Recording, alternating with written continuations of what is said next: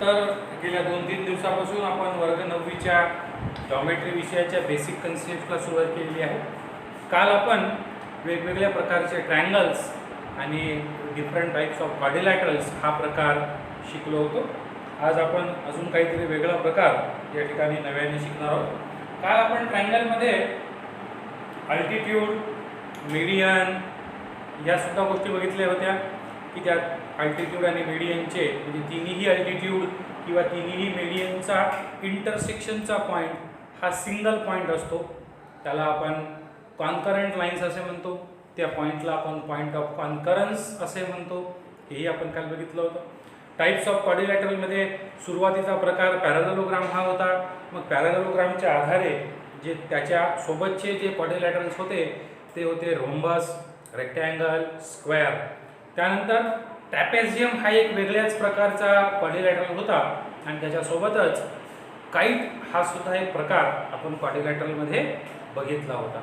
आता आपण आज सर्कलच्या बाबतीत थोडी माहिती बघूया.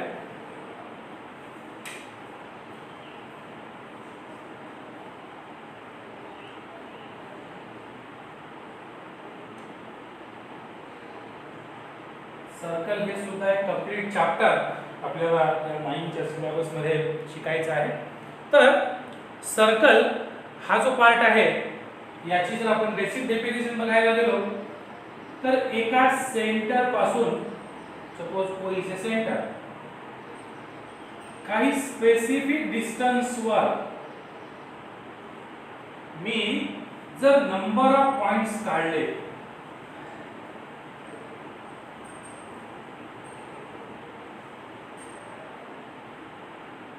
तर आपण याला म्हणतो सर्कल. ओके, बघा एक फिक्स पॉइंट, एक फिक्स डिस्टन्स आणि त्या फिक्स डिस्टन्सवर एका सर्क्युलर पेरिफेरीमध्ये जे नंबर ऑफ पॉइंट्स काढले त्याला आपण म्हणतो सर्कल. तर सर्कल काय आहे? Circle is a set of all such points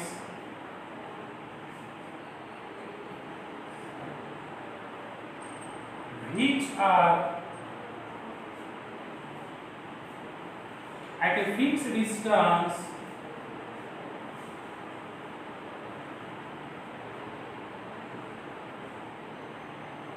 from a fixed point.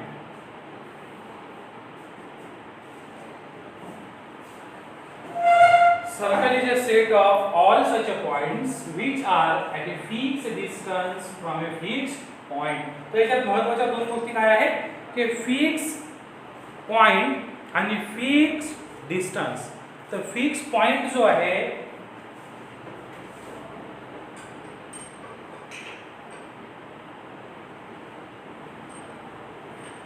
It is centre of circle.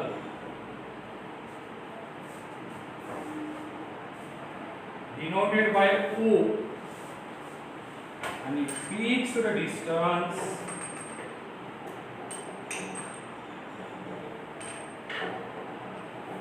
is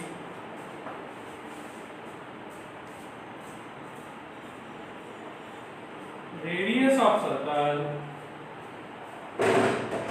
which is OA.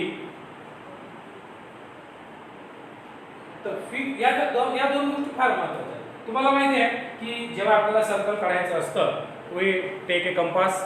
In that compass one is a metal pointer, another is a pencil.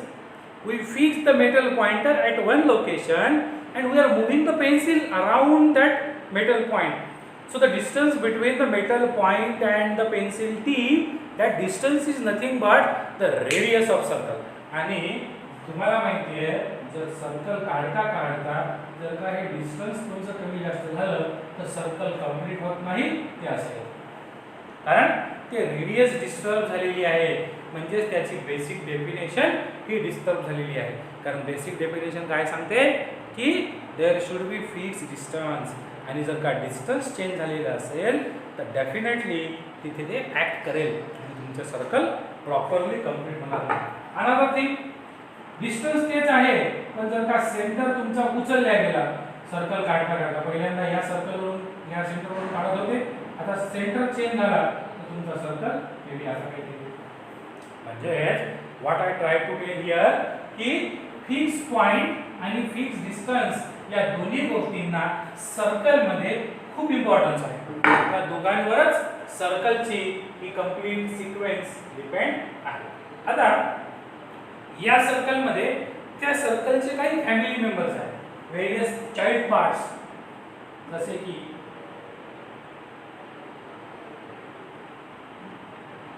हे तो fix आहे ओ आणि radius. आता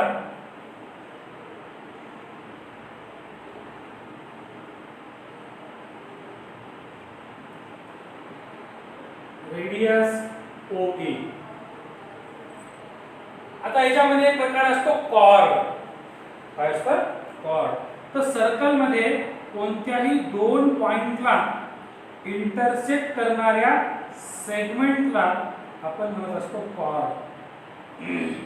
तो cord PQ. PQ काय आहे? Cord आहे. आता जर का हीच कॉर्ड सेंटर मधून जाऊ शकते लाइक दिस, याला आपण म्हणतो LM. मग डायमीटर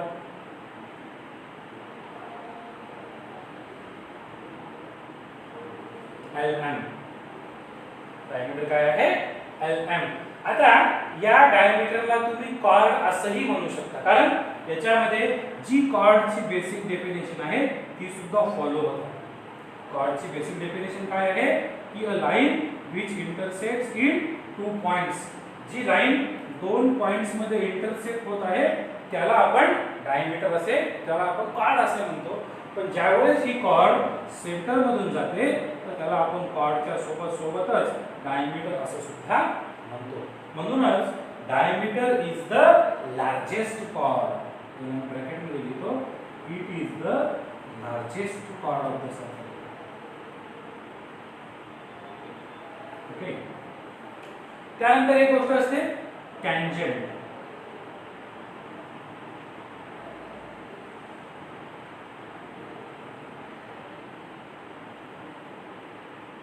टँजेंट L. तर जी लाइन सर्कलला टच करून जाते त्याला आपण टँजेंट असे म्हणतो. म्हणजे त्याचा आणि सर्कलचा फक्त एकाच पॉइंट मध्ये कॉन्टॅक्ट येतो, ज्याला म्हणतात पॉइंट ऑफ कॉन्टॅक्ट. त्याचं नावच आहे पॉइंट ऑफ कॉन्टॅक्ट. तुम्ही इथे म्हणू शकतो B is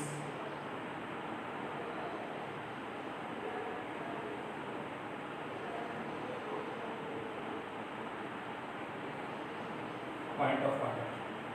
So these are the various family members of the circle, such as radius OA, chord PQ, diameter LM. It is also a largest chord, tangent L, आणि B is a point of contact. तर हे सगळे त्या सर्कलचे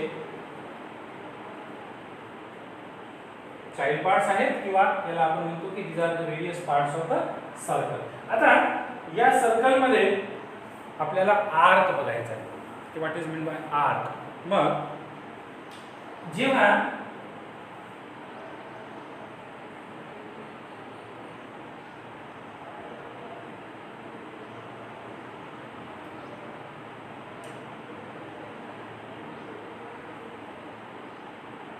एक circle आहे,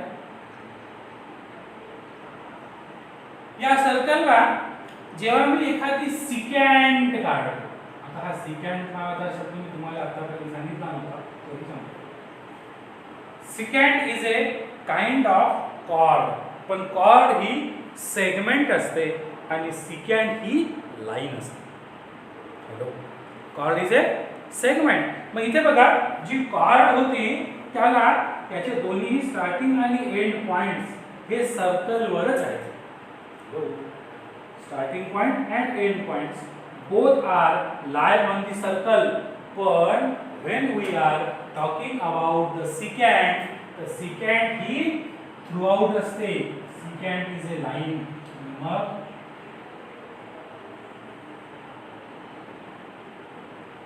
secant L. मग आता इथे आपण काय म्हणू शकतो बघा, a secant divides the circle in two parts. Each part is known as arc of circle. पहा, a secant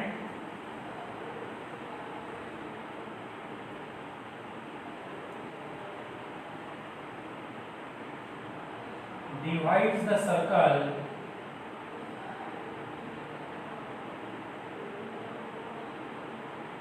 in two parts. Each part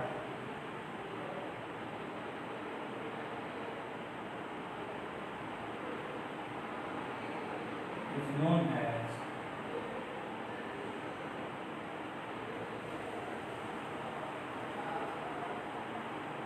arc of a circle. Okay, म्हणजे इथून तर इथपर्यंत is one arc. इथून तर इथपर्यंत is the another arc. Okay, तर इथे तयार झालेला आहे arc A X B आणि arc A Y. ओके, आता याच्यामध्ये इथे कुठेतरी सेंटर आहे.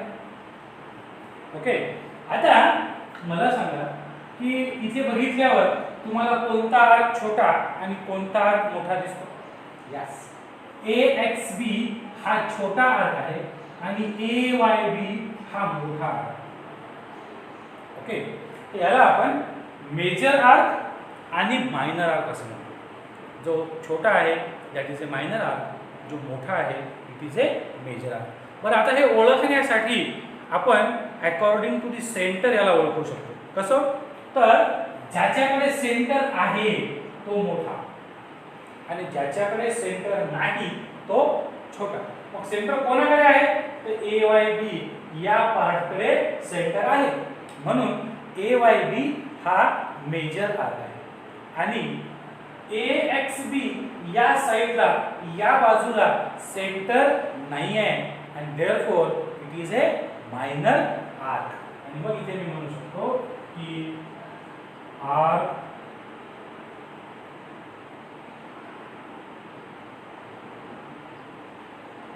Minor arc is arc ASB आणि major arc is arc AYB. Okay, आता हे जे मायनर किंवा मेजर हे जे क्लासिफिकेशन झालेलं आहे it is with respect to the middle.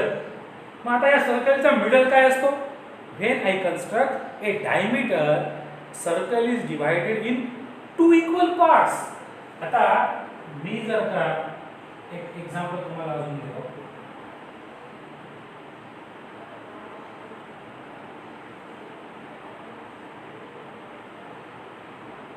इथे जर सेंटर असेल, हा P आहे, हा Q आहे, इथे X आहे आणि इथे Y. तर R PXQ R PYQ are semi-circular arc. हे एक्झॅक्टली सेमी सर्क्युलर म्हणजे exactly half of the circle. आता कंप्लीट सर्कल किती आहे? कंप्लीट सर्कल आहे 360 डिग्रीज आणि त्यामुळे हे दोन्ही सेमी सर्कल किती राहतील? 180 degrees. and it means minor arc must be less than 180 degree. Hello. And major arc must be more than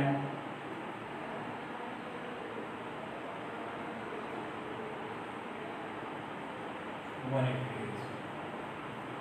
So minor is less than 180, major is more than 180. असा आपण या आर्कला इथे डिस्ट्रीब्यूट करू शकतो. मग आता हे आर्क मी तुम्हाला एका सिकॅन्टनी दाखवले होते. आता मी सर्कलवर वेगवेगळे आर्क इथे घेतो.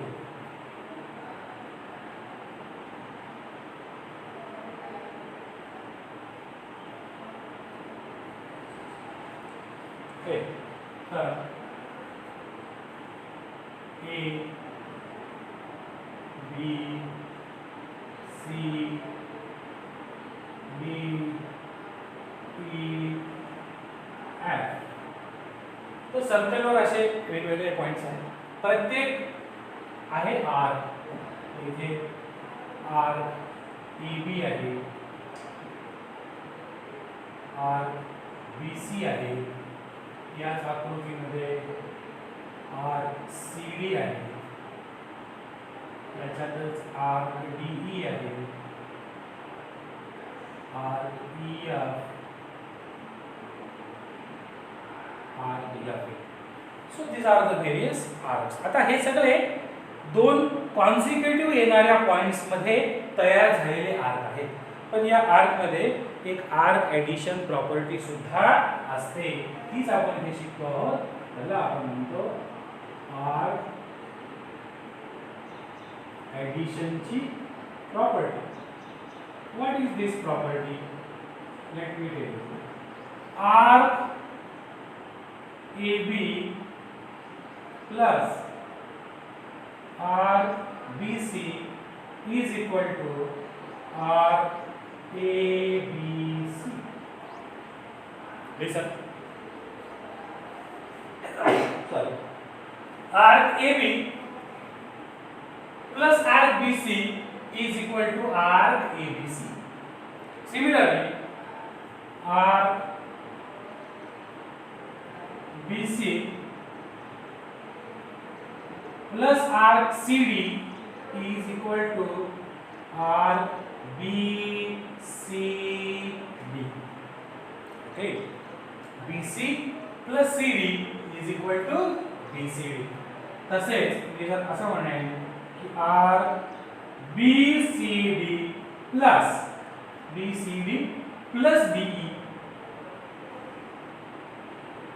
is equal to, आता इथे टोटल 4 लेटर्स येतात.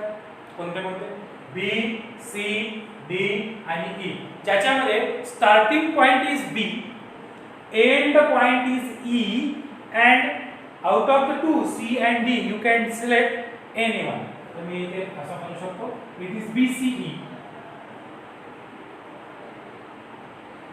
त्याला मी BDE सुद्धा म्हणू शकतो. म्हणजे इथे आपण अशा प्रकारे आर्कची एडिशन करू शकतो. तुमच्या एक लक्षात आलं असेल की while adding the two arcs मी काय काळजी घेतलेली आहे. काय काळजी घेतलेली आहे? तर याचा शेवटचा लेटर होता बी आणि याचा स्टार्टिंग लेटर आहे बी. याचा लास्ट लेटर आहे सी आणि याचा स्टार्टिंग लेटर आहे सी अगेन. याचा लास्ट लेटर आहे डी आणि याचा स्टार्टिंग पॉइंट आहे बी. तर हे तिथे मॅच होणं गरजेचं आहे की अलीकडच्या आर्कचा एंड आणि पुढच्या आर्कचा स्टार्ट हा सेम असावा. Then only we can add the two arcs, otherwise not. मग इथे जर तुम्ही प्रॉपरली बघाल तर असे आपण जर करायला गेलो की R B C D plus R C D E, तर हे पॉसिबल नाही. Why it is not possible? Because याच्यामध्ये जे दोन लेटर सी डी येत आहेत ते याच्यामध्येही येत आहेत. and there will be an overlapping arc. तर जेव्हा दोन आर्क ओव्हरलॅप होत असतील, तुम्ही आकृतीवर बघा बी सी डी, याच्यामध्ये बी सी आहे आणि सी डी आहे. नाउ सी डी ई, ज्याच्यामध्ये सी डी आहे आणि डी ई आहे. तर C D is a common arc. C D हा काय येत आहे? कॉमन आर्क येत आहे. आणि तो कॉमन आर्क येत असल्यामुळे इथे या दोन आर्कची बेरीज नाही होऊ शकत. हॅलो, बेरीज होण्यासाठी काय पाहिजे असते की इथे B तर इथली सुरुवात D ने जर झाली असती then we can add the two arcs. आता जसे आपल्याला ओव्हरलॅपिंग नको, we have to avoid the overlapping of the two arcs. At the same time you have to avoid the gap between the arcs also. म्हणजे मी जर असं तुम्हाला म्हणेन की arc AB plus arc CD, this is also not possible. Why this is not possible? Because arc AB is here, BC हा completely gap पडलेला आहे मध्ये and directly I have taken CD. तर अशा प्रकारे त्या दोन आर्कची बेरीज होऊ शकत नाही. It is not possible. आणि मग AB आणि CD अशी बेरीज होऊ शकत नाही. तर अशा प्रकारे आपण दोन आर्कची किंवा नंबर ऑफ आर्कची बेरीज करू शकतो. आणि sum of all the arcs will be a circle. म्हणजे ABC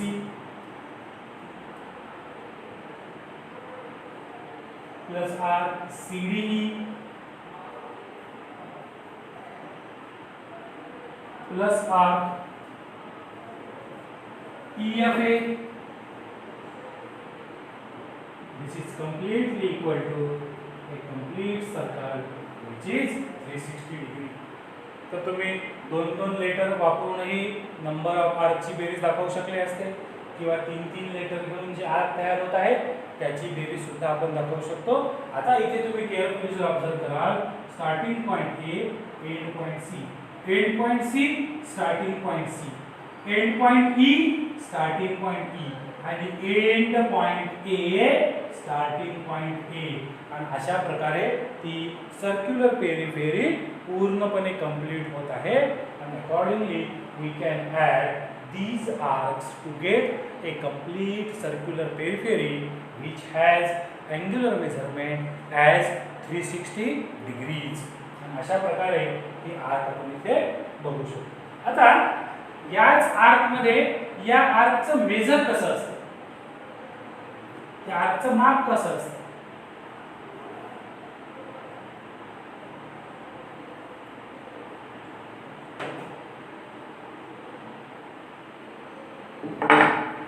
मग इथे आपण सर्कल काढतो. here is the center. इथे एक आर्क आहे A, X and B. तर O is a center, OA and OB असं मी जॉईन केलं. तर O is a center, या सेंटर मध्ये मला एक अँगल मिळाला.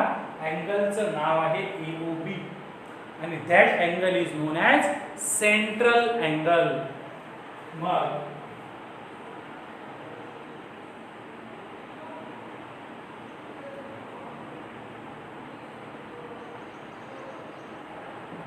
सेंट्रल एंगल, मग angle AOB is a central angle.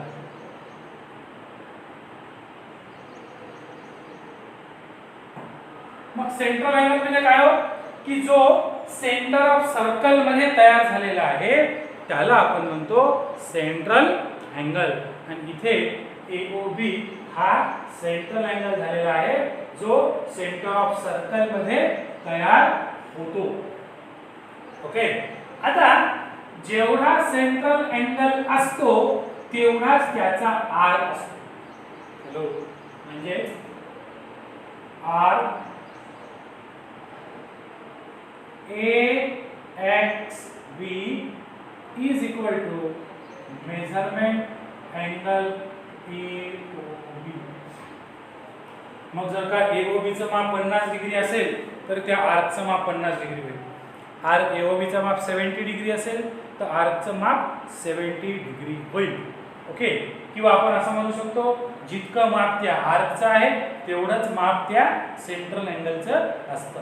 यालाच आपण सेंट्रल अँगल प्रॉपर्टी असं सुद्धा म्हणू शकतो की जितक्या मापाचा सेंट्रल अँगल आहे तेवढ्याच मापाचा त्या सर्कलवरचा एक आर्क आहे.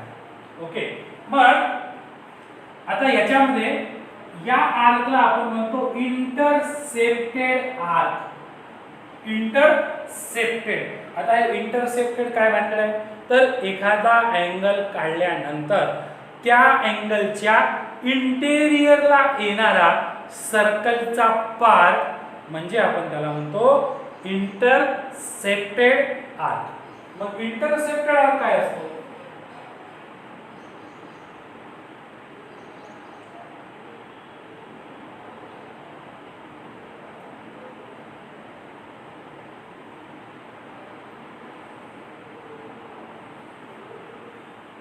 Okay, तर this is the first figure for intercepted arc.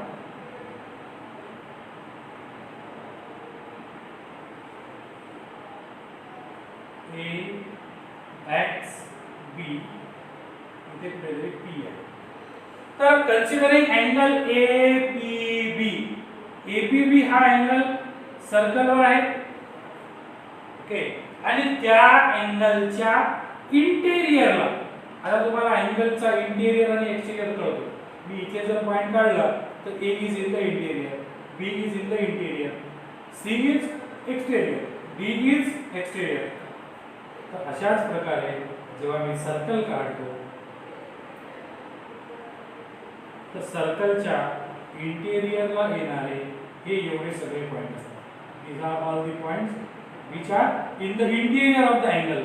आणि हे सगळं सर्कलच्या म्हणजे अँगलच्या एक्सटेरियरला आहे. लाइकवाइज इथे ही आकृती बघा की अँगल ABB च्या इंटेरियरला येणारे हे सगळे याला आपण म्हणतो इंटरसेप्टेड आर्क. चलो, त्याला काय म्हणायचं? Intercepted arc. पण हा एवढा एकच एक्झाम्पल नाही आहे. There may be so many examples. आता इथे एखादी टँजेंट होती आणि अशी एक सिकँड आहे, तर हा जर अँगल तुम्ही कन्सिडर केला तर this is the intercepted.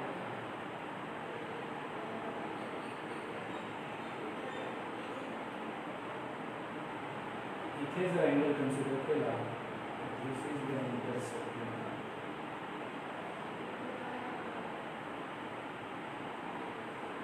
Okay, second thing,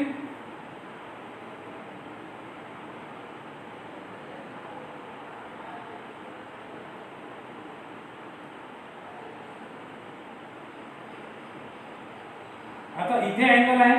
angle असा सर्कलच्या बाहेरही चालेल, पण त्याच्या इंटेरियरला सर्कलचा येणारा पार्ट म्हणजे हा पार्ट किंवा दिस वन,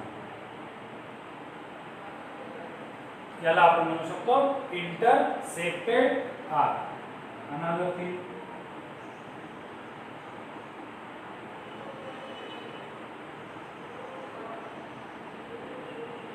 तर हा सुद्धा इंटरसेप्टेड आर्क आहे आणि इकडून तयार होणारा हा सुद्धा इंटरसेप्टेड आर्क आहे. तर इंटरसेप्टेड आर्क म्हणजे काय हो? त्या अँगलच्या इंटेरियरला येणारा सर्कलचा पार्ट. अनदर थिंग,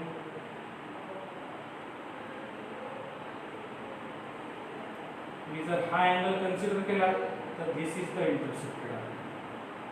मी जर हा अँगल कन्सिडर केला तर this will be the intercepted arc. मी जर हा अँगल कन्सिडर केला तर this will be the intercepted arc. मी जर हा अँगल कन्सिडर केला तर this will be the intercepted arc. So these are the various examples of intercepted arc. अजून असंही असू शकतं की एखादी टँजेंट आहे आणि एखादी सिकँड आहे like this. इथेही इंटरसेप्टेड आर्क तयार होतात. So this is the intercepted arc and this is again the intercepted. तर असे हे वेगवेगळे इंटरसेप्टेड आर्कचे एक्झाम्पल्स आहेत. तर त्या अँगलच्या इंटेरियरला येणारा सर्कलचा पार्ट म्हणजेच आपण त्याला म्हणतो इंटरसेप्टेड आर्क, की जो त्या अँगलच्या इंटेरियरला आलेला आहे. ओके, आता या इंटरसेप्टेड आर्कच्या बाहेरचा जो असतो इकडून त्याला आपण म्हणतो इन्स्क्रायबिंग आर्क आणि angle APB is a inscribed angle.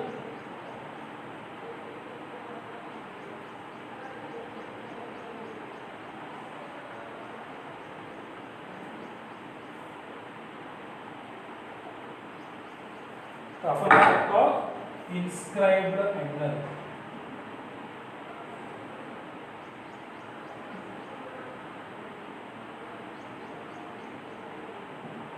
मग एक